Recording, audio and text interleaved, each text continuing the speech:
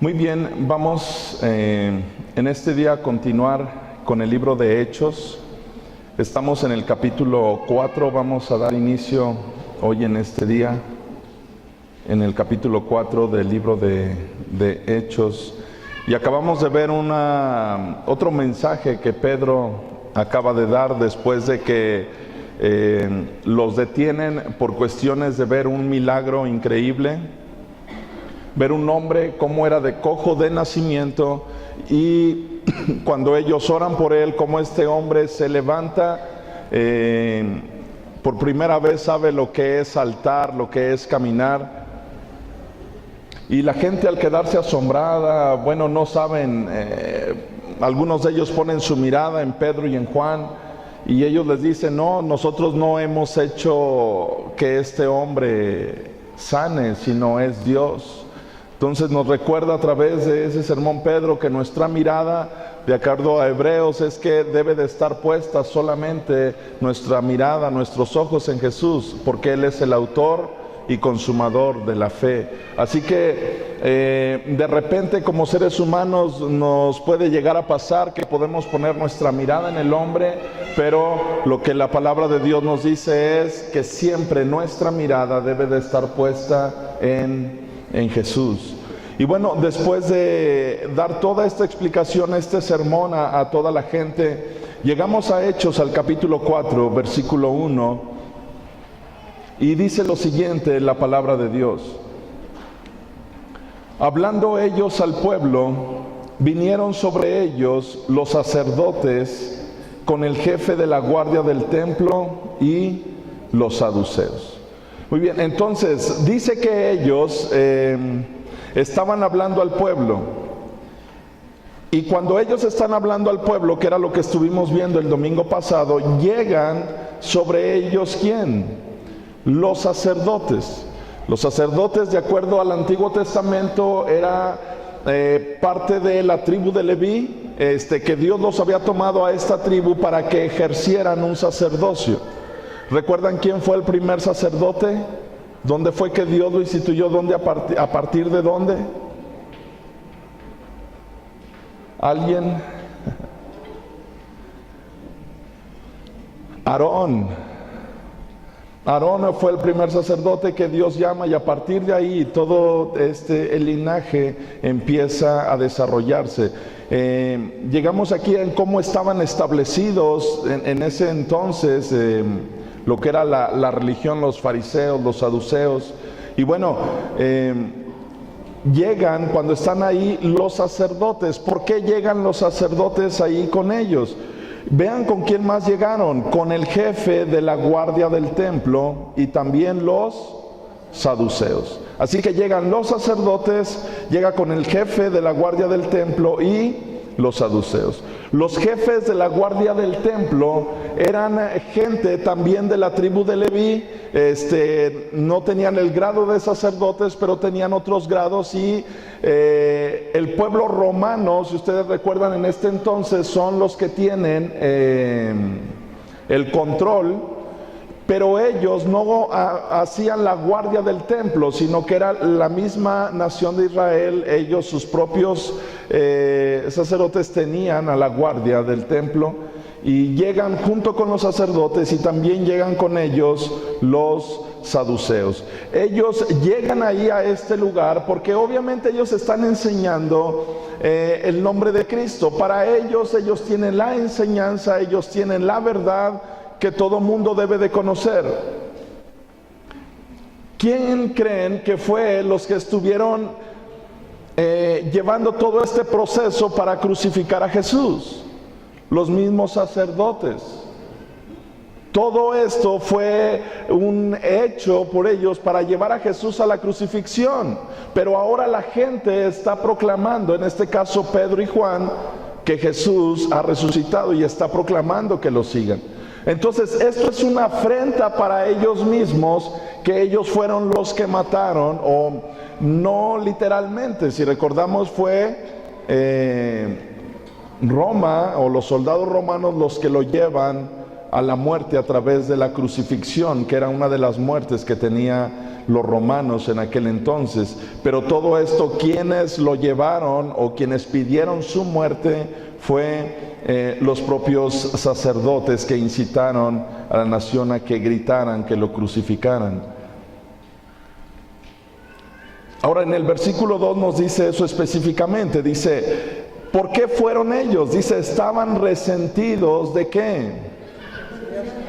De que enseñasen al pueblo y anunciasen en Jesús la resurrección de entre los muertos. Era demasiado obvio, si en ellos había un resentimiento. Yo estoy llevando a la muerte a un hombre que para mí no es el Hijo de Dios. Lo estamos llevando a la muerte y ahora hay unas personas que están proclamando que este hombre no lo mataron. O sí lo mataron, pero resucitó. Entonces en ellos había como... Ahora, aquí se les presenta un grave problema, porque no solamente están proclamando que Jesús se ha levantado de los muertos. ¿Qué más es lo que están viendo ellos y toda la gente? Los milagros. Acaban de ver cómo acaba de levantar un hombre, y entonces Pedro agarra y dice, nosotros no lo levantamos. Quien lo levantó fue Jesús, a quien ustedes crucificaron. Así que para la gente esto es algo wow, pero entonces no murió. Y Pedro dice, no, él resucitó al tercer día. Y está proclamando entonces que ahora crean en él. Para los sacerdotes, la guardia del templo y los saduceos, miren, había dos grupos, digamos, esenciales en cuestión de religión, los fariseos y los saduceos. Digamos que la gran diferencia entre ellos era que los saduceos no creían en la resurrección de los muertos.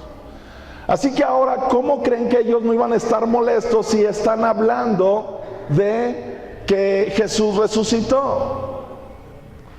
Dice Pablo en Corintios, bueno, si Jesús no resucitó, entonces vana es la fe ¿de quién? De nosotros los cristianos. Porque ¿cuál es nuestra esperanza? Precisamente esa, que Cristo es el primogénito de entre los que resucitan. Pero después de Él, todos aquellos que seguimos a Cristo, tenemos esa promesa de resurrección. Entonces, los saduceos específicamente no enseñaban eso. Entonces había una gran molestia en ellos de por qué enseñar esto. Entonces en el versículo 3 nos dice que molestos, pues obviamente les echaron mano y los pusieron en la cárcel hasta el día siguiente, porque era ya tarde. En aquel entonces, para poder enjuiciar a alguien, tenían algo llamado el Sanedrín. El Sanedrín estaba compuesto por 71 personas, estaba encabezada por el sumo sacerdote. Ellos les llevaban los casos, todos los días estaban ellos deliberando casos, a excepción obviamente del día de reposo para ellos, pero todos los demás días estaban ellos deliberando los diferentes casos que llevaban, pero tenían también un horario. Aquí menciona específicamente que era ya tarde. Por lo tanto, no podían convocar al Sanedrín para llevar a cabo, ver si era correcto o no era correcto lo que Pedro estaba haciendo, Pedro y Juan, en aquel lugar. Entonces, como ya era tarde para llamar al Sanedrín, ellos lo dejan hasta al otro día, pero obviamente no los dejan libres. Van a tener que dar una comparecencia ante el Sanedrín, pero mientras se quedan encerrados. Ahora aquí esto es algo bien curioso, porque cuando nosotros encontramos el juicio que se le llevó a Jesús sí lo enjuiciaron de noche, en secreto. Era algo que no estaba permitido en sus propias leyes, pero con Jesús sí lo hicieron, porque ya lo tenían todo planeado para llevarlo a la muerte. Pero lo normal era esto: ese día en la noche que agarraron a Jesús no lo pudieron haber llevado a juicio, pero lo llevaron. Lo correcto hubiera sido como lo que hicieron aquí, haberlo guardado de alguna manera en la cárcel, y al siguiente día llevar todo el juicio delante públicamente de los demás. Y sin embargo, encontramos dos personajes en el Antiguo en el juicio que ahorita se mencionan más adelante, Anás y Caifás, dos sumos sacerdotes que estuvieron presentes y que, bueno, llevaron todo este juicio delante de Jesús, un juicio que en términos en lo que se debería de desarrollar un juicio legal, fue totalmente ilegal el juicio que se llevó a Jesús. Entonces a ellos los dejan alzados y dice en el versículo 4, pero muchos de los que habían oído la palabra creyeron, y el número de los varones era como 5,000. O sea, aquí está hablando este capítulo 4 de que Pedro y Juan ya habían dado el sermón que vimos la semana pasada. Y mucha de la gente empezó a creer, o sea, escuchaban este mensaje que para ellos era toda una revelación de Jesucristo. Y mucha gente, como siempre sucede, mucha gente se fue molesta y enojada porque ya tenían sus tradiciones, su forma de vivir. ¿Cómo que ahora me van a hablar acerca de Jesús? Muchos de ellos se fueron molestos, pero otros muchos sí empezaron a creer en Jesucristo. ¿Cuántos sabremos en San Luis Potosí? Muchísimos. Pero ¿cuántos han creído en Jesús? Al menos de aquí, ¿cuántos? Podemos decir que no fue en vano el sacrificio de Jesucristo. Y estamos aquí, al principio de la reunión veíamos cómo Dios nos ha cambiado a todos nosotros en muchas maneras. ¿A cuántos no les ha cambiado su forma de hablar? ¿Cuántos de aquí decíamos una palabra bien y 10 maldiciones? ¿Cuántos de aquí decían una palabra que era verdad y 20 mentiras? ¿Cuántos de aquí, no, mejor ya no digo, ¿verdad? Pero, ¿saben? Jesús nos ha cambiado todo, nuestra forma de pensar, nuestra forma de hablar, nuestra forma de vivir. Y eso es algo que es increíble. Dios, nuestro Creador, ha tocado nuestro corazón y nos ha hecho nuevas criaturas, nuevas personas, y ahora nos permite vivir una nueva vida y vivir en paz, en amor, en gozo. ¿Cuántos no pudieron experimentar hoy esa paz o ese gozo de parte de Dios? Él es tan real, es tan, híjole, no sé, tan vivo. Así que muchos empezaron a creer a esta palabra. Y dice versículo 5, aconteció al día siguiente que se reunieron en Jerusalén los gobernantes, los ancianos y los escribas. Así que quienes se juntan en Jerusalén, imagínense, para ir a enjuiciar a Pedro y a Juan. ¿Qué es lo que han hecho de malo Pedro y Juan? ¿Cuál es su terrible maldad? Haber orado por un hombre, se haya levantado y decir que fue Jesús el que resucitó, el que lo sanó. Ese es un grande peligro. ¿A poco no les da coraje de escuchar eso? Dan ganas de irlos a encerrar, ¿no? Dan ganas de matarlos. ¿Cómo van a orar por alguien? Va a sanar y entonces hay que meterlo a la cárcel. ¿Verdad que no siente uno eso? Pues al contrario, si uno dice, qué padre, ¿cuándo es cuando uno siente eso? O sea, cuando... imagínense, Jesús en día de reposo sanaba a mucha gente, y ¿saben qué hacía la gente? Se molestaba con Jesús, diciendo, es que ¿cómo puede ser posible? Tienes 6 días para sanar y se te ocurre sanar en el día de reposo. O sea, ¿cómo puede ser que nuestra mente esté pensando en lugar de alegrarnos de lo que Dios está haciendo? ¿Cuántos de ustedes a lo mejor eran, no sé, tenían graves problemas en su vida, y ahora que hemos sido cambiados, a lo mejor cuántos de nuestra familia nos dejaron de hablar? Amigos que ya no nos quieren hablar porque en lugar de alegrarse de que hemos sido cambiados, se molestan. porque ya no tomas, porque ya no te vas de parranda con ellos. ¿Mande? Ya no eres divertido, dice. Es que no los han venido a ver los domingos para que vean lo divertido que es.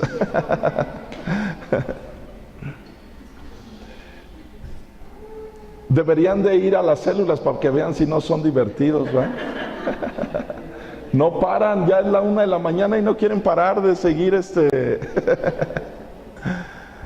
Saben, es bien increíble conocer a Dios, su paz y su amor.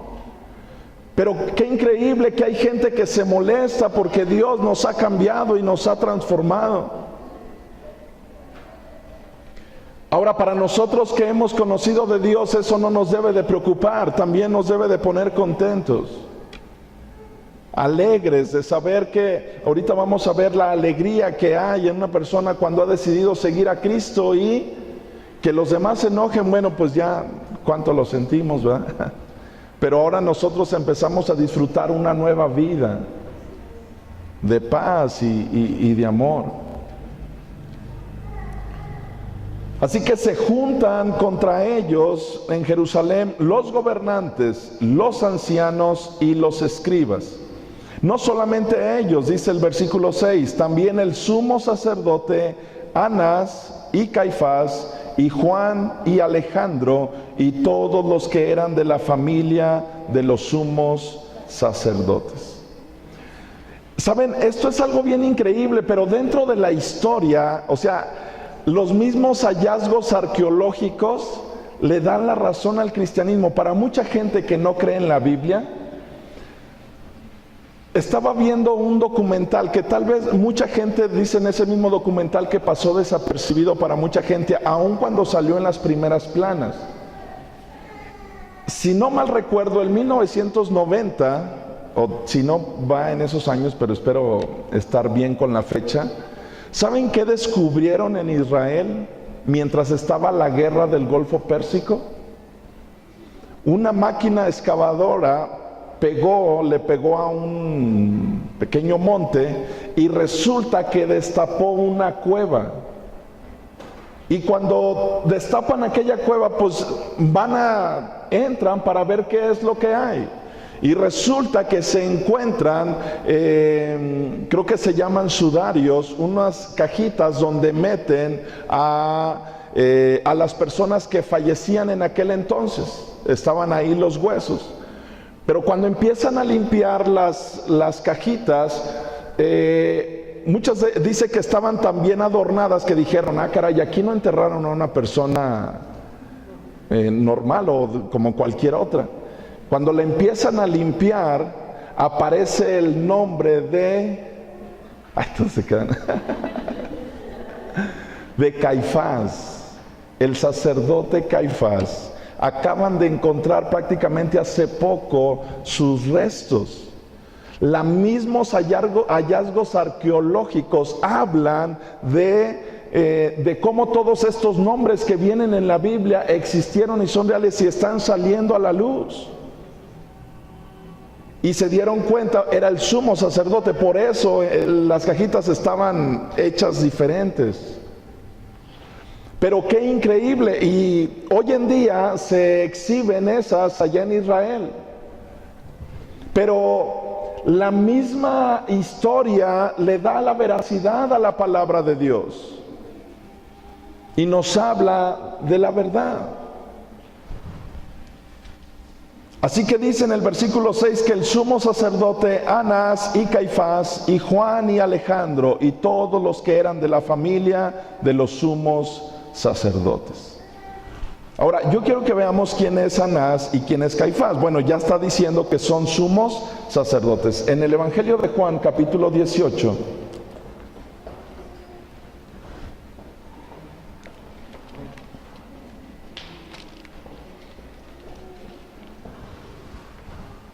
versículo 12.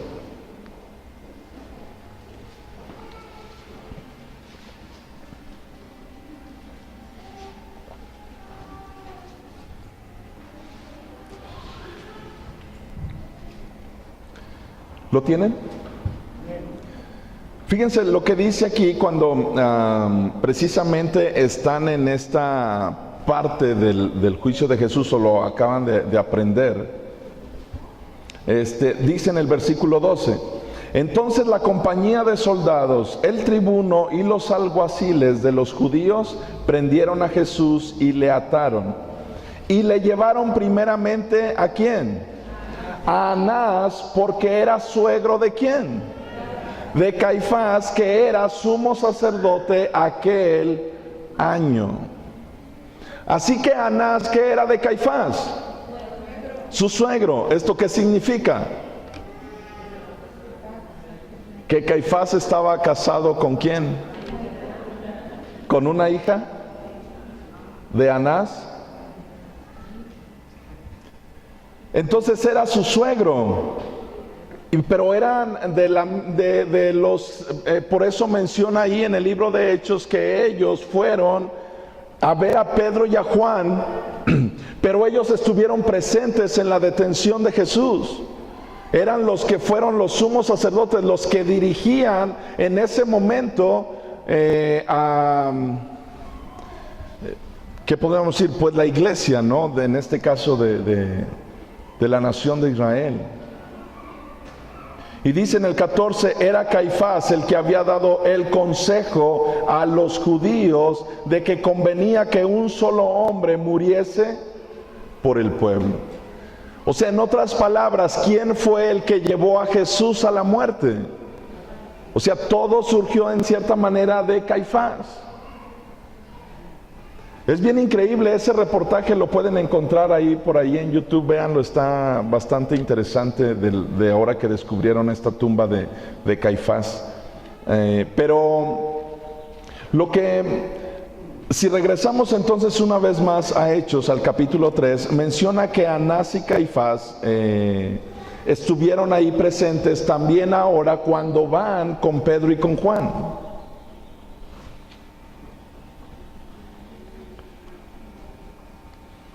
Versículo 7. Entonces los llaman y dice: poniéndolos en medio, les preguntaron. Vean cómo empieza el juicio contra ellos de parte del Sanedrín. ¿Con qué potestad o en qué nombre habéis hecho vosotros esto? ¿Qué es lo que ellos están esperando por contestación?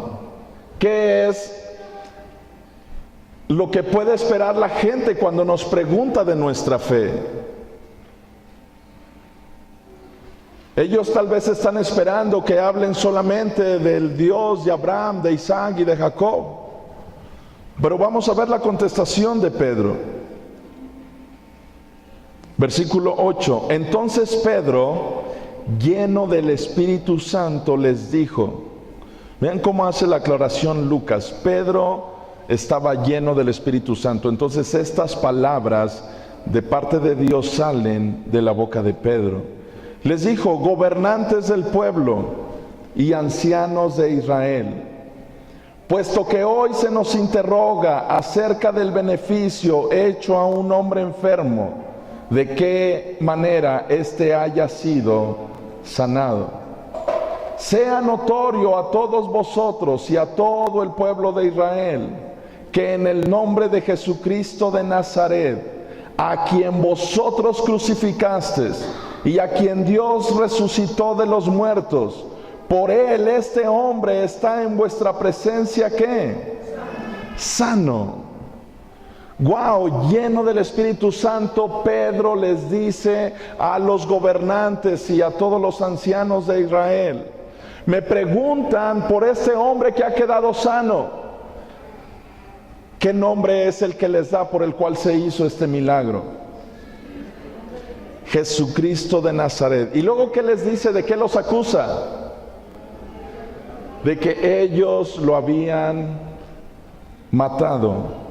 Dice que a quien ustedes crucificasteis y a quien Dios resucitó de los muertos, por él este hombre está en vuestra presencia sano.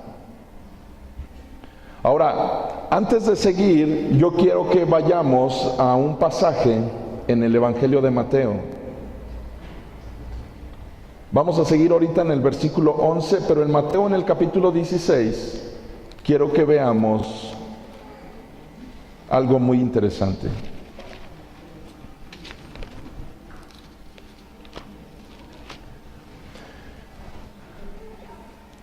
La Iglesia Católica, ¿quién dice que en quién está sustentada la Iglesia?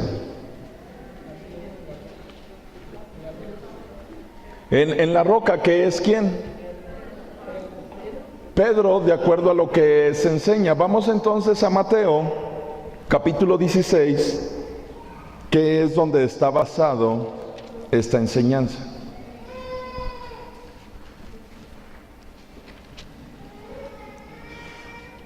Vamos a leer desde el versículo 13.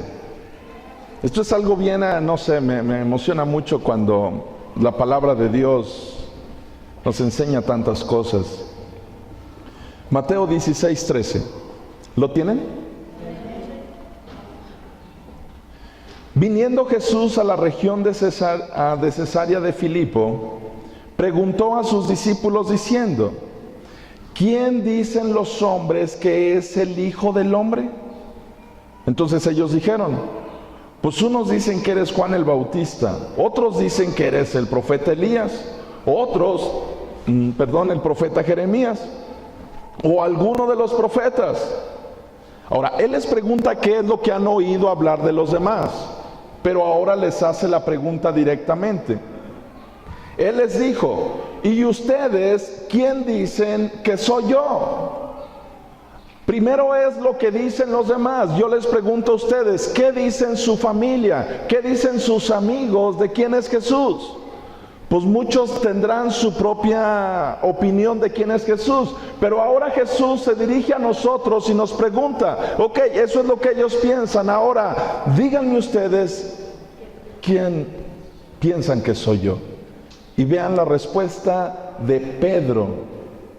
Dice, versículo 16: respondiendo Simón Pedro dijo: tú eres el Cristo, el Hijo del Dios viviente. Wow, esta respuesta de Pedro nos enseña qué es o cómo debe de ser nuestra respuesta para con Jesús. Nosotros estamos aquí porque hemos creído que Él es el Cristo, Él es el Hijo del Dios viviente. Y todo el que cree en el Hijo tiene vida eterna. Y Jesús dijo: yo soy el camino, la verdad y la vida. Y mucha gente se ha refugiado en religiones, pero nosotros, nuestro refugio ha sido Cristo. Así que Pedro le dice: tú eres el Cristo, el Hijo del Dios viviente. Versículo 17. Entonces le respondió Jesús: bienaventurado eres, Simón, hijo de Jonás, porque no te lo reveló carne ni sangre, sino mi Padre que está en los cielos. ¿Quién creen que nos reveló a nosotros que Cristo es su Hijo? El Padre. Y Jesús le dice a Pedro: eres bienaventurado, Pedro, porque ya te fue revelado quién soy yo. Saben, todo el mundo debería de tener esa revelación de quién es el Hijo, pero nos deberíamos de sentir nosotros bienaventurados de que se nos ha sido revelado quién es el Hijo, el Cristo, el Hijo del Dios viviente. Ahora escuchen lo que sigue, versículo 18. Y yo también te digo que tú eres Pedro. ¿Alguien sabe qué significa Pedro? Piedra. Y sobre esta roca, ahora Pedro en este idioma original de la Biblia estamos hablando de que es Petros, que es traducido es Pedro, que Petros también es una piedra.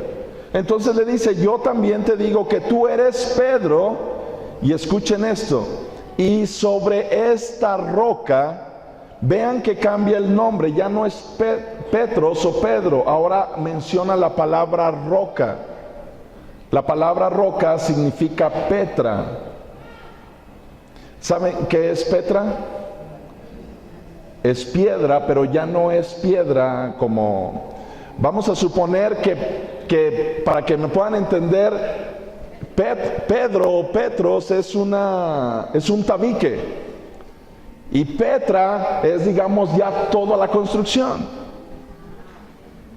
O sea, es algo, sigue siendo piedra, sigue siendo roca, pero ya algo grande. Ya algo construido, algo grande. Entonces,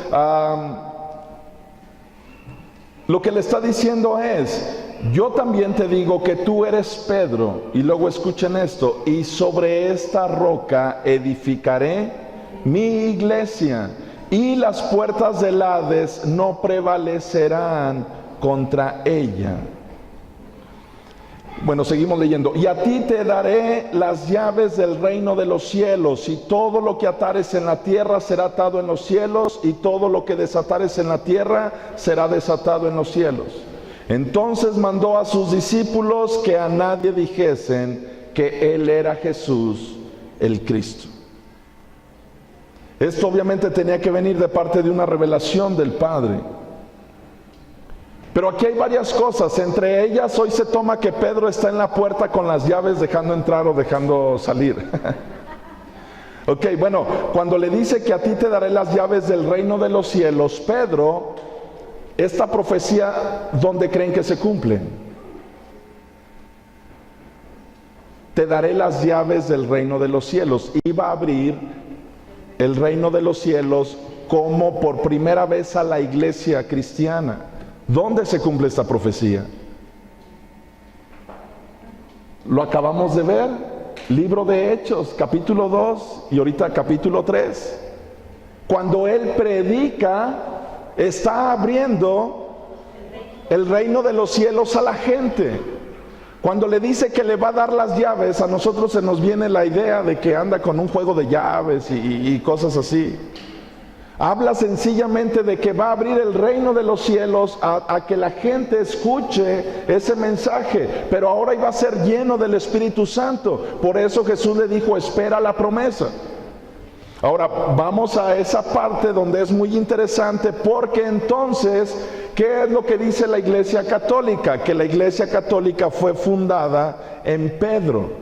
Miren, vamos a ir por lógica y luego vamos a las Escrituras. Pero yo les pregunto a ustedes, ¿una persona, un ser humano puede sostener toda la iglesia? Se necesita un ser divino.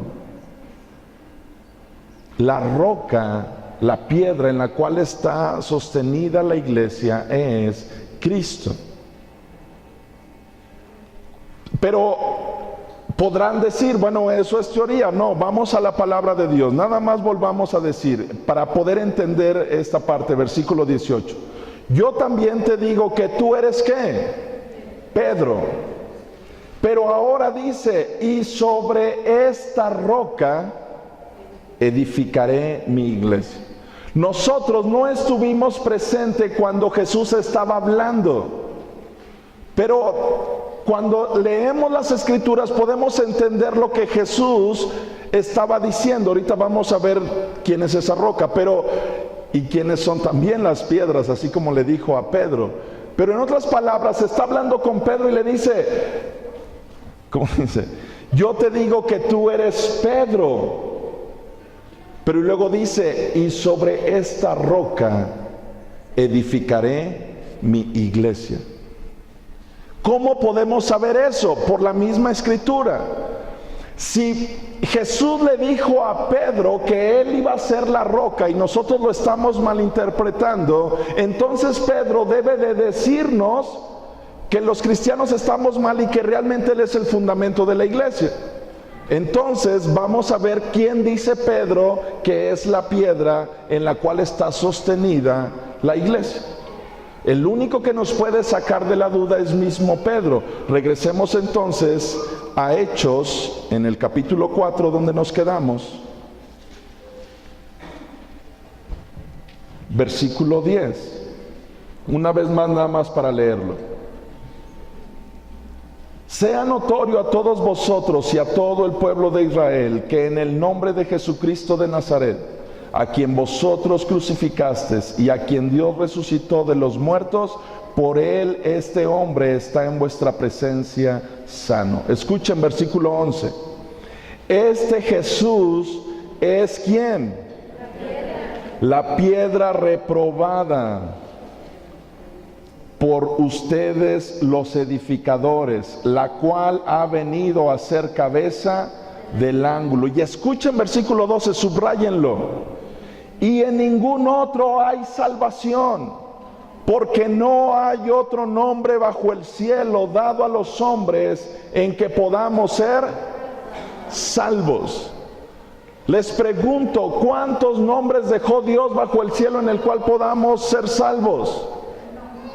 Les voy a dar nombres si ustedes me dicen. Santo Niño de Atocha. No, casi dicen presente, ahí van a empezar. Pero la muerte, la Virgen de Guadalupe, San Juan de los Lagos, la Virgen María. ¿Qué otro nombre hay dado bajo el cielo en el cual podemos ser salvos? No hay ningún nombre dado a los hombres en el cual podamos ser salvos. ¿Qué pasa si alguien más cree en otro nombre? De una manera triste, lo único que podemos decir es que han sido engañados por alguien que odia a Cristo y que odia que las almas estén bien con Cristo y quiere desviarlos, y para esto ha tocado las emociones. Para esto nos ha dicho que hay gente que nos ayuda, que es nuestra mamá, que ha tocado nuestras emociones y nuestros sentimientos para desviar del único en el cual podemos ser salvos. Yo les hago una pregunta de verdad, después de leer este versículo 12, ¿qué duda hay en nuestro corazón de que en otro más podemos ser salvos? El arca de Noé, ¿alguien me puede decir cuántas puertas tenía? ¿Alguien estuvo presente en el arca de Noé? No. Bueno, de lo que han leído, ¿cuántas puertas tenía? Una. Si alguien se quería salvar, ¿por dónde tenía que entrar? ¿Y saben que esa puerta era tan grande que Noé no la podía cerrar? ¿Quién la cerró? Dios. Cuando dice que empezó la lluvia, toda la gente quiso entrar al arca y gritaba y decía: sálvanos, Noé. Noé no podía abrir la puerta. Es Dios el que abre y el que cierra. Y solamente hay una puerta de salvación. Y eso está escrito en la palabra de Dios. Si nosotros, esto a lo mejor puede sonar un poco chusco porque vivimos en México, pero ¿qué pasaría si viviéramos en China? ¿En quién estaríamos creyendo? Tal vez en Buda. Y nosotros ahorita, si estuviéramos en China, yo les digo, otro nombre para ser salvos, Buda, pues dirían, pues no, ya entendimos que solamente en Cristo. ¿Qué tal si les digo de Mahoma? Podemos mencionar de todas las religiones. A nosotros tal vez, por ser mexicanos, nos puede ofender porque esta es nuestra tradición y esto es lo que nos enseñaron de años y años y años, de generación en generación. Y se puede ver tal vez como una burla, pero sencillamente la verdad es lo único que te hace libre a tu vida. Y la única verdad es que Jesús es el único nombre dado a los hombres bajo el cielo en el cual podamos ser salvos. Pedro no se cayó aún estando delante de gobernantes, estando delante de todos los ancianos del pueblo, de gente que sabía de religión, de gente que tal vez se lo podía acabar. Pedro estaba lleno del Espíritu Santo. Cuando una persona está llena del Espíritu Santo, no tiene temor de proclamar la verdad a la gente. Ahora, aquí estamos en el versículo 12, pero entonces vamos a regresar al versículo 11. Dice, este Jesús es ¿qué? la piedra reprobada por ustedes los edificadores. Vean cómo les habla. ¿Quién es un edificador? O sea, alguien que está construyendo algo. ¿Quiénes creen que eran los que estaban edificando la religión? Ellos, los sacerdotes, los ancianos. Los fariseos, los saduceos, la religión está levantando, y como ellos son los que dicen qué está bien y qué está mal, se presenta Jesús. Ellos están tan contentos levantando la iglesia que no se han dado cuenta que la piedra fundamental se les olvidó ponerla. Y dice Pedro, la piedra principal, ustedes la reprobaron, dijeron, esta piedra no va en la construcción de la religión. Dice, entonces la desecharon a Jesús. Cualquier persona que desecha a Jesús de su vida está desechando la comunión con el Padre. Así que Él les dice, esta es la piedra reprobada por ustedes los edificadores. O sea, ellos reprobaron esa piedra, dijeron que no iba en la construcción de lo que ellos estaban edificando como religión. Pero les dice Pedro, esta piedra ha venido a ser cabeza del ángulo. ¿Sabes qué significa eso? Es la que sostiene la iglesia. ¿Qué Pedro no entendió que Jesús le dijo que él iba a ser el fundamento de la iglesia? O más bien alguien vino a tergiversar las escrituras para hacerle creer a alguna iglesia que un hombre podía ser el fundamento de una iglesia. Esto, nosotros, miren, ustedes recuerdan que cuando Jesús fue tentado en el desierto, mismo Satanás vino y le dijo, vamos a hablar de escritura, ok, la escritura dice que si tú te vas al lugar más alto y te avientas, la escritura dice que mandará a sus ángeles para rescatarte. Satanás estaba mencionando sí o no la escritura, sí, pero entonces ¿cuál fue la contestación de Jesús? Pero escrito está también, no tentarás al Señor tu Dios. El problema es cuando alguien saca de contexto algo para llevar toda una enseñanza falsa, cuando la misma escritura nos enseña y nos dice cuál es el verdadero fundamento. Pedro está diciendo quién es la verdadera piedra. Ahora, aquí no es el único lugar. Vamos a Primera de Pedro. Pedro, si ustedes recuerdan, escribió también cartas.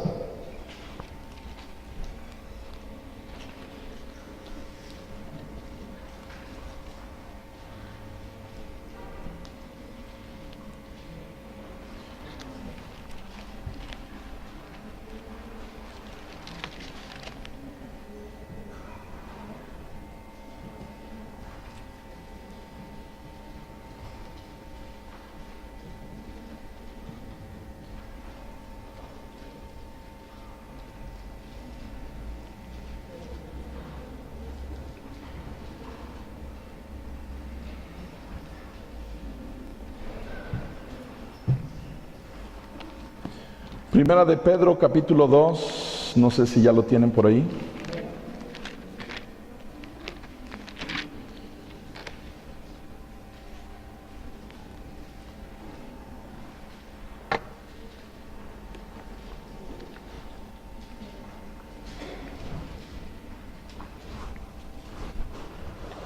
Primera de Pedro, capítulo 2, versículo 1.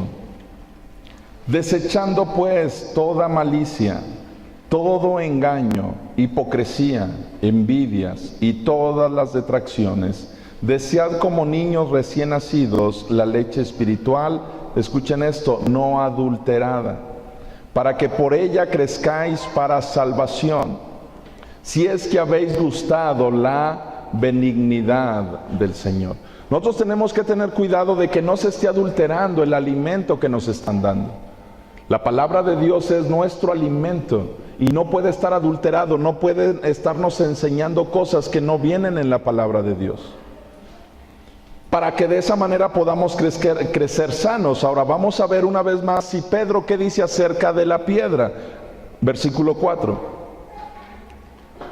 Dice, acercándonos a Él, piedra viva, desechada ciertamente por los hombres, mas para Dios escogida y preciosa. Ahora escuchen este versículo 5, está increíble.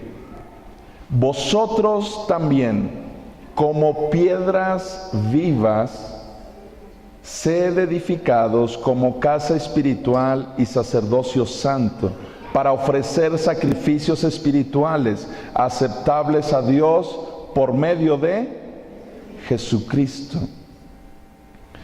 Escuchen, porque esto es bien interesante. El versículo 5, ¿qué es lo que está diciéndole Pedro a los que les está escribiendo? ¿Qué son qué?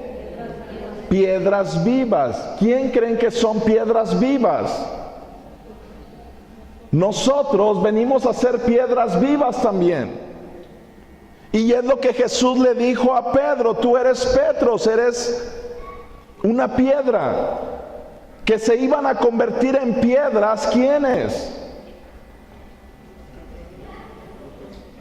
Los que declararan a Jesús como el Cristo, el Hijo del Dios viviente. Porque no hay otro nombre dado a los hombres bajo el cielo en el cual podamos ser salvos. ¿Recuerdan entonces Pedro cuando le pregunta: ¿quién dicen ustedes que yo soy entonces? Tú eres Cristo, el Hijo del Dios viviente. Muy bien, Pedro. Muy bien, piedra. ¿Quién se ha convertido en piedra hoy en día? ¿Piedra viva? Nosotros. ¿Saben que en este lugar hay un templo y no es precisamente las piedras? Esas piedras están muertas. Pero denme un grito de júbilo, las piedras vivas. Ok, muy bien. Algunos el júbilo lo traen un poquito abajo, pero ahí está el grito, ¿no? Ahí. Las piedras vivas somos nosotros y somos los que formamos la iglesia de Jesús. Y es lo que Jesús le estaba diciendo a Pedro.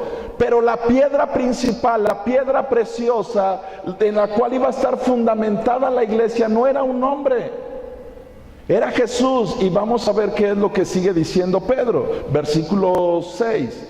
Por lo cual también contiene la escritura: he aquí pongo en Sión la principal piedra del ángulo, escogida, preciosa. El que creyere en él no será avergonzado. Para ustedes pues, los que creen, él es ¿qué? Híjole, no los escuché. Jesús, ¿qué es para nosotros? Es precioso.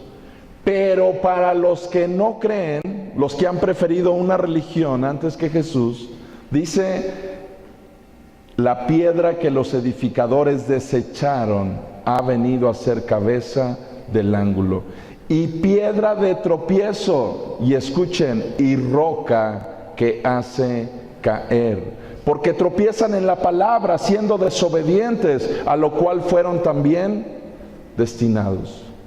Escuchen esto: mas ustedes son linaje escogido, real sacerdocio, nación santa, pueblo adquirido por Dios, para que anunciéis las virtudes de aquel que os llamó de las tinieblas a su luz admirable. Vosotros que en otro tiempo no eras pueblo, pero que ahora sois pueblo de Dios, que en otro tiempo no habéis alcanzado misericordia, pero ahora habéis alcanzado misericordia. ¿Cuántos de nosotros no hemos alcanzado misericordia?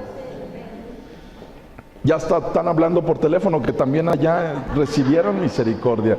Entonces, nosotros entonces aquí encontramos que Pedro es el que nos saca de la duda. ¿Qué fue lo que quiso decir Jesús? Pedro se pone que él es la roca. Jesús dice que, o sea, Pedro está diciendo que él es el fundamento de la iglesia. No. Vean, dicen que no. Lo que nosotros estamos viendo es que Pedro es el que nos da la explicación directamente de qué fue lo que Jesús le dijo. Y sí le dijo que él iba a ser una piedra, pero ahora Pedro nos dice que quienes son una piedra.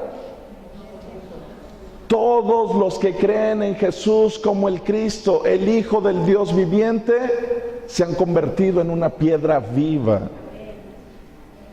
O sea, tal vez no lo sabías, pero entre semana la iglesia de Cristo está por todos lados. Ahí donde tú trabajas, ahí donde vas al mercado, en la calle, en todo lugar. Ahí eres parte del templo de Dios. No es la estructura, no es el lugar. Somos tú y yo, las piedras vivas, los que forman el edificio. Y Pedro nos da a entender lo que Jesús, cuando a mí me dijo que yo era una piedra, ustedes son también piedras vivas. Tal vez digas, pero yo no me llamo Pedro, ¿no? Bueno, si quieres te cambiamos de nombre, ¿no? Pero eres una piedra viva. Y el fundamento de la iglesia no es un hombre, es la piedra preciosa que es Jesús. Y Pedro nos lo deja dicho en sus cartas. No sé por qué puede haber tanta confusión, o más bien sí sé, porque la escritura no la ponen en primer lugar en sus vidas la gente religiosa. Pero Pedro nos lo deja muy en claro. Él no dice que Jesús le dijo que él iba a ser, en la cual iba a estar fundamentada la iglesia. El único que puede sostener la iglesia, la piedra angular, la piedra que desecharon los edificadores, es Jesucristo, en la cual se sostiene la iglesia. ¿Recuerdan cuando leímos el Sermón del Monte, cómo terminó? Cuando habló de dos tipos de construcción, una sobre ¿qué? La roca, y otra sobre la arena. Y si nosotros construimos en arena, ¿qué va a pasar? Van a venir fuertes vientos, ríos, agua, ¿y qué va a pasar? La van a tirar porque no tiene fundamento. No puede ser un hombre el fundamento de nuestra fe. El fundamento es Cristo. Jesús nos dijo, pero si tú construyes sobre la roca, van a venir vientos fuertes y tú vas a permanecer porque tu casa está fundamentada en la roca. Y Jesús nos dice que así es todo aquel que escucha sus palabras y las hace. Esto significa que el fundamento es Cristo, que es el que nos dice cómo vivir. Él es la roca. Entonces no debería de haber confusión. ¿Por qué la hay? Porque la religión trata de que te desvíes de Cristo. ¿Cómo va a ser posible que alguien diga que Cristo no es el que sustenta la iglesia, que es un hombre?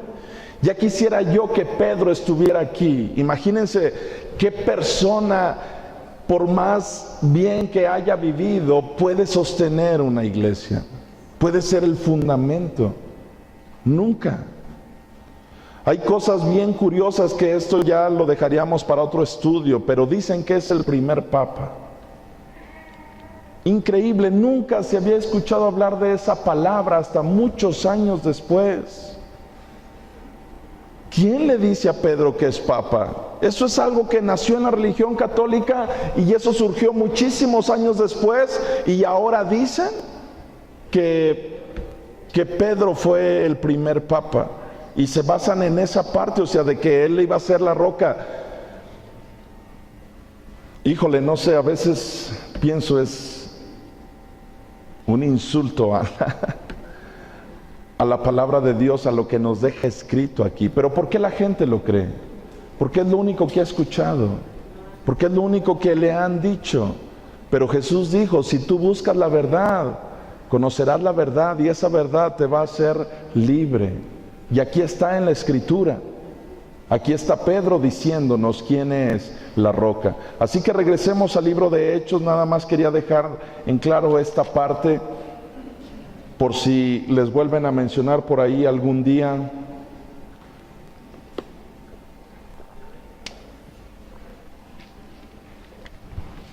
Digo, ya ni qué mencionar que no hay ningún sustento. Ahora que pasó esta semana, ¿qué les pusieron en la frente a ustedes?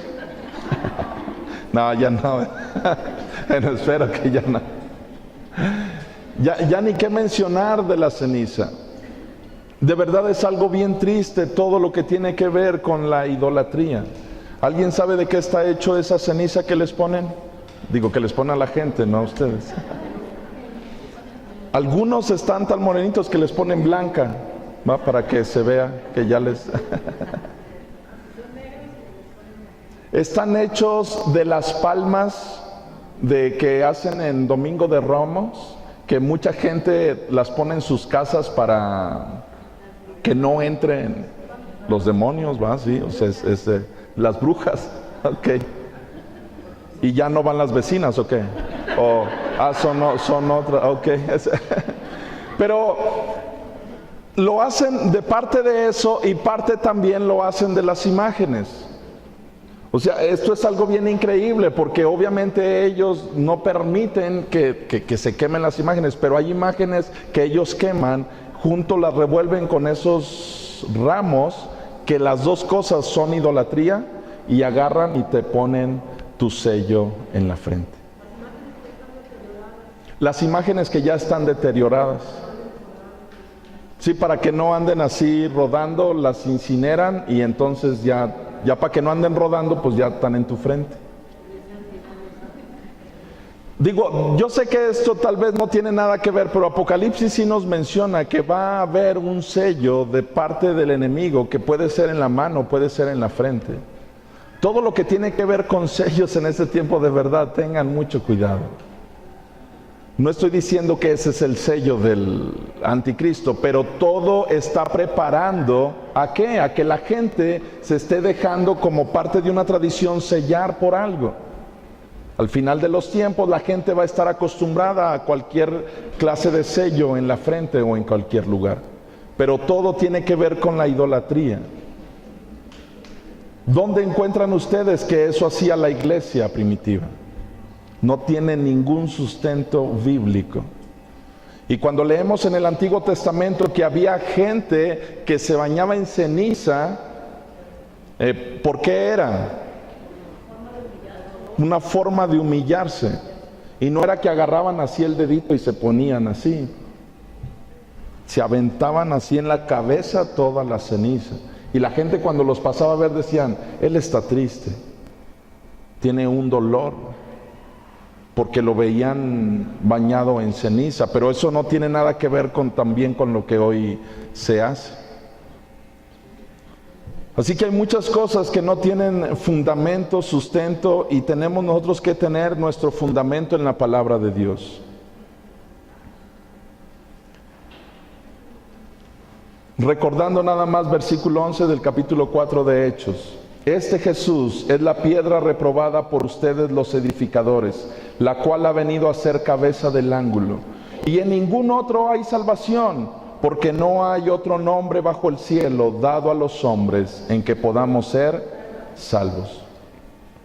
Escuchen esto. Entonces, viendo el denuedo de Pedro y de Juan, y sabiendo que eran hombres sin ¿qué? Sin letras y del vulgo.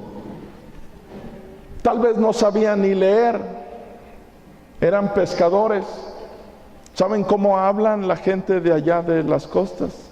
No me lo digan nomás, digo, ya saben, ¿no? Cómo.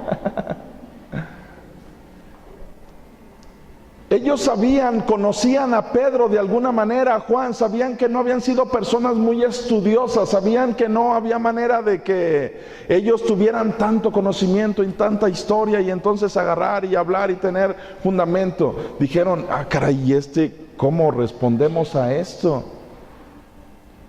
Entonces vieron el denuedo de Pedro y de Juan, y sabiendo que eran hombres sin letras y del vulgo, se maravillaban y les reconocían que habían estado con Jesús.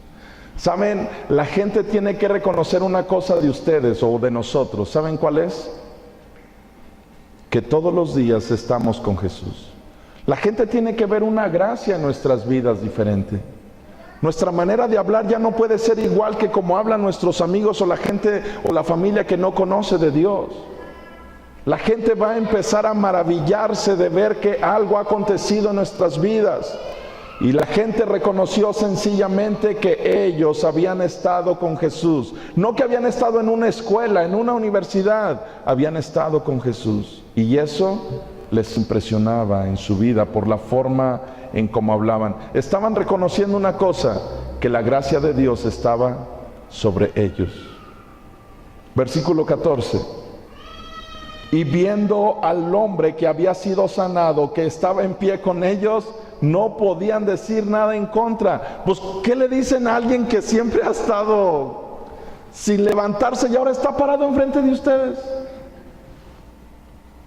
Imagínense, capaz, ¿verdad? No creo que haya estado así, pero imagínense que estuviera así brincando. ¿Qué? ¿A qué horas termina la reunión? ¿O qué? Así.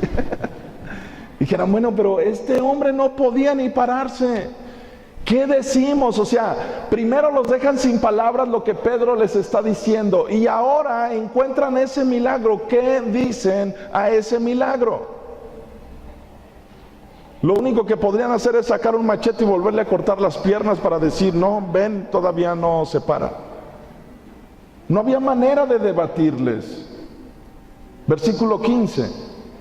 Entonces les ordenaron que saliesen del concilio y conferenciaban entre sí. Así que, ¿qué les dijeron? A ver, ¿saben qué? Ha llegado el momento de deliberar nosotros.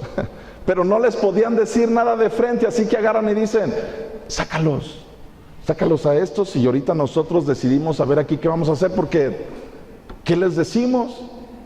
Así que los sacan, dicen, a ver, váyanse para afuera.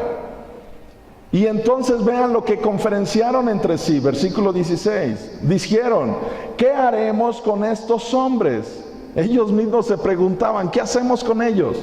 Dice, porque de cierto, señal manifiesta ha sido hecha por ellos, notoria a todos los que moran en Jerusalén, y no lo podemos negar. O sea, ¿qué les decimos? ¿Que son mentirosos? Aquí está este hombre. ¿Cuántos años tenía ese hombre que no caminaba? ¿Alguien lo recuerda?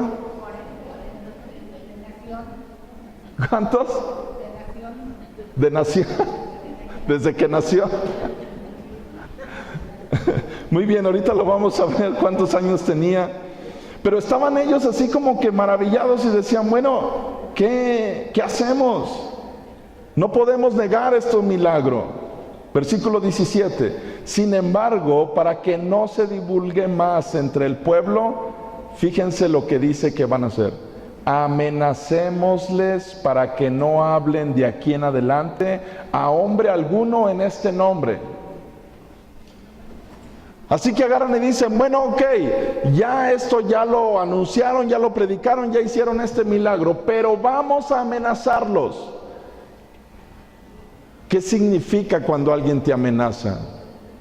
Eso lo sabemos muy bien los hombres, cuando nos han amenazado en casa, ¿sí o no?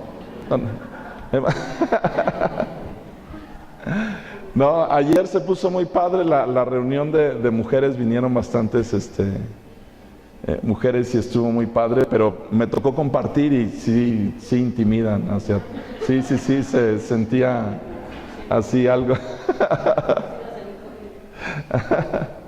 Pero, ¿intimidar qué es? Es una amenaza, es agarrar y decir, miren, una de las prácticas de Satanás es meterte miedo para que tú ya no sigas a Cristo. Te mete temor en tu corazón y te dice, no, ya no lo sigas, ya no hagas nada por él. Pero una persona llena del Espíritu Santo, ¿saben lo que sucede en su vida cuando alguien lo amenaza? Se pone más bravo. ¿En serio? ¿Por qué? Porque entendimos que para nosotros el vivir es Cristo y el morir es ganancia. ¿De qué me vas a amenazar? Te voy a matar. Oh, pues me mandas con Dios, si quieres de una vez, porque voy a seguir hablando, ¿no? Cuando una persona ha conocido verdaderamente a Dios, no lo pueden intimidar. Así que ellos concuerdan entre ellos, decir, bueno, que esto no lo sepan ellos, pero vamos a amenazarlos. Y entonces los mandan llamar, versículo 18. Y llamándoles, les intimaron que en ninguna manera hablasen ni enseñasen en el nombre de Jesús. O sea, fueron demasiado claros. A ver, ustedes en ninguna manera, no hay ningún caso así que digan, bueno, inciso A, si por esta razón se presenta, así pueden hablar. No hay ningún inciso en el cual ustedes puedan hablar en el nombre de Jesús. Nada. No se puede mencionar por ningún motivo. Y entonces, ¿qué hubiéramos hecho nosotros si nos dicen eso? Hubiéramos salido, sí, no se preocupen, ya córrele, ¿verdad? Vámonos, ya nos abrieron la puerta. Ellos llegaron a la conclusión de que no hay ningún delito que perseguir, no los pueden encerrar. Pero ellos tienen temor de su religión, de que su religión se venga para abajo. Así que les dicen que no vayan a volver a hablar de ese nombre. Versículo 19. Mas Pedro y Juan respondieron diciéndoles: juzgad si es justo delante de Dios obedecer a ustedes antes que a Dios. Porque no podemos dejar de decir lo que hemos visto y oído. O sea, los intimidaron. Antes les dijeron, en serio, es que saben que no podemos. Ahora yo les pregunto, ¿ellos eran una autoridad, sí o no? Entonces los cristianos debemos de obedecer a nuestra autoridad, ¿sí o no? De acuerdo a este pasaje, lo único que nos enseña es que obviamente nosotros siempre debemos de tener un gran respeto hacia nuestras autoridades. Pero cuando la autoridad va en contra de la palabra de Dios, nosotros los cristianos no nos peleamos con ellos. No nos agarramos a golpes, no los queremos perseguir ni matar. Simplemente les decimos como ellos dijeron: nosotros no podemos obedecer al hombre, antes obedecemos a Dios. Si ahorita un presidente agarra y construye su estatua y dice, todo México tiene que ir a adorar esta estatua. Ok, lo sentimos mucho, nosotros los cristianos no vamos a ir. Pero entonces te voy a matar. Aquí está mi dirección, ¿verdad? O sea, no puedo hacer otra cosa. Pero que yo vaya y me postre, no puedo. Para mí es antes mejor obedecer a Dios que a cualquier hombre. Cada uno de nosotros tenemos diferentes autoridades. Las mujeres, ¿quién es su autoridad? El esposo. Hombres, digan, aquí está. Vean cómo si los tienen bien amedrentados, mujeres. Pobrecitos, ya nadie dice nada, pero... Pero lo único que no podrían ellos o ustedes de alguna manera deben de tener siempre ese respeto y esa obediencia, a menos que el hombre se rebele en contra de la palabra de Dios. A menos que el hombre te esté haciendo hacer cosas que van en contra de la palabra de Dios. No se trata de pelear contra la autoridad, entiéndanlo. Se trata simplemente de decir en lo que Dios dice, cómo tenemos que vivir y qué tenemos que hacer. Dicen ellos, no podemos dejar de decir lo que hemos visto y hemos oído. En otras palabras, están diciendo, si se presenta la oportunidad afuera de esta puerta, vamos a volver a predicar. Y versículo 21, ellos entonces les amenazaron y les soltaron, no hallando ningún modo de castigarles por causa del pueblo. ¿Saben la religión a qué le tiene miedo? Al pueblo, a la gente. Ellos siempre están pensando en de qué manera hacer más, o si hay muchos que están en contra de ellos, entonces qué miedo. Siempre están pensando en eso, no tienen un enfoque en Dios.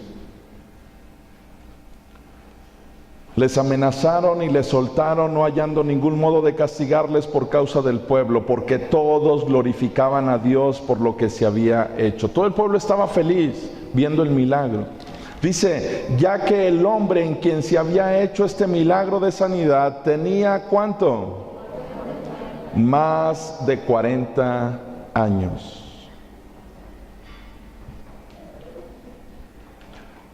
¿Se imaginan ustedes que conozcamos a una persona por más de 40 años que no puede caminar y ahora lo vemos saltar y brincar? Claro que eso maravilla, claro que eso asombra. Así que ellos están diciendo de qué es lo que han visto en este hombre al haber sido sanado. Versículo 23, y puestos en libertad, vinieron a los suyos, o sea, van con todos los que han creído en Cristo y contaron todo lo que los principales sacerdotes y los ancianos les habían dicho. Y ellos, habiendo oído, escuchen cómo fue su oración. Alzaron unánimes la voz a Dios y dijeron: Soberano Señor, tú eres el Dios que hiciste el cielo y la tierra, el mar y todo lo que en ellos hay, que por boca de David tu siervo dijiste: ¿por qué se amotinan las gentes y los pueblos piensan cosas vanas? Se reunieron los reyes de la tierra y los príncipes se juntaron en uno contra el Señor y contra su Cristo, porque verdaderamente se unieron en esta ciudad contra tu santo Hijo Jesús, a quien ungiste, Herodes y Poncio Pilatos con los gentiles y el pueblo de Israel, para hacer cuanto tu mano y tu consejo habían antes determinado que sucediera. Y vean su oración cómo sigue. Y ahora, Señor, mira sus amenazas. ¿Ustedes qué hubieran orado o qué hubiéramos orado nosotros? Desaparécelos, Señor, porque qué tal si sí cumplen sus amenazas, ¿verdad? Pero vean lo que ellos oraron. Y concede a tus siervos que con todo denuedo hablen tu palabra. ¿Saben qué estaban orando ellos? Danos más denuedo, danos una forma de poder llegar a cada corazón y a cada vida con tu mensaje. Dice: mientras extiendes tu mano para que se hagan sanidades y señales y prodigios mediante el nombre de tu santo Hijo Jesús. ¿Qué predicaba la iglesia? Siempre a Jesús, siempre. ¿Y qué era lo que ellos pedían? Que los milagros y las señales se siguieran manifestando. Era la forma en cómo la iglesia estaba predicando, con denuedo y con prodigios y señales. Dice: cuando hubieran orado, el lugar en que estaban congregados, ¿qué pasó? Tembló. Y todos fueron llenos del Espíritu Santo y hablaban con denuedo la palabra de Dios. Aquí menciona que cuando el Espíritu Santo también llega, ¿qué hace una persona que está llena del Espíritu Santo? Habla con denuedo, ¿qué? La palabra de Dios. No la tradición de mi abuelito, no la tradición de mi abuelita, la palabra de Dios. La palabra de Dios es la que se predica con denuedo. ¿Por qué? Porque el Espíritu Santo viene de Dios. ¿Y qué es lo que va a predicar el Espíritu Santo?